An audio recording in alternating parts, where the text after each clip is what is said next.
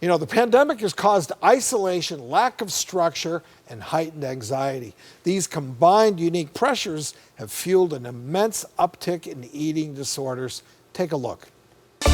Over the course of the pandemic, there's been major shifts and changes in all facets of life, including an overwhelming surge in eating disorders. In fact, the National Eating Disorder Association Helpline has reported a huge 40% increase in volume in just the past year alone.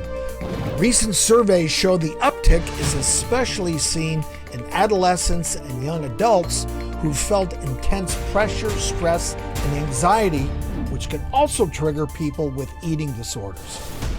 A young model recently went viral when she was secretly caught on tape by a photographer urging her to starve before her photo shoot. You can't tell people to not eat until the next shoot, because that will develop an eating disorder. You are very lucky that I am secure in my body and that I love myself, but if there was another model who was standing here and was insecure about her body, that one comment that you made would literally make her go insane. She would literally stop eating, weighing her food, her hair would fall out, her organs can die, literally. She can die because of that one comment that you made. You should watch how you talk to people. Okay, no, that's not the way you talk to people.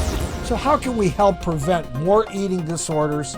And could this epidemic be more detrimental than we think?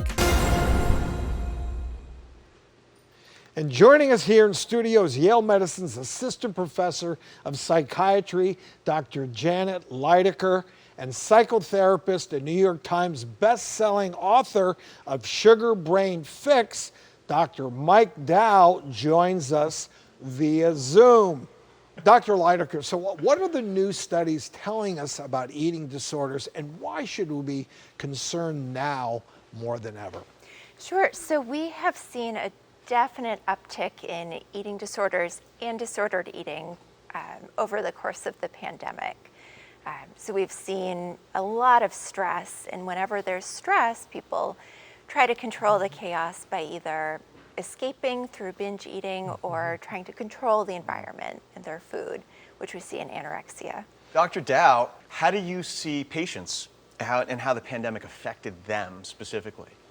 Yeah, we have to really look at what happened during the pandemic. Obviously, a lot of isolation that can actually turn on genes for mental illnesses like eating disorders. So many of my patients with eating disorders, I'm seeing a lot of relapse. I'm seeing people come to treatment for the first time. And in addition to the interpersonal isolation, there are so many triggers because we are eating by ourselves. Do you remember early in the pandemic when everyone was so afraid of groceries? So of course it was like, hey, stock up on frozen pizza. There's nothing worse than all of that frozen food, because what do we tend to see in eating disorders and disordered eating? A lot of binging on processed food and not being together. So all of those things combined, I think, is why we're seeing such an uptick in these eating disorders. Makes a lot of sense.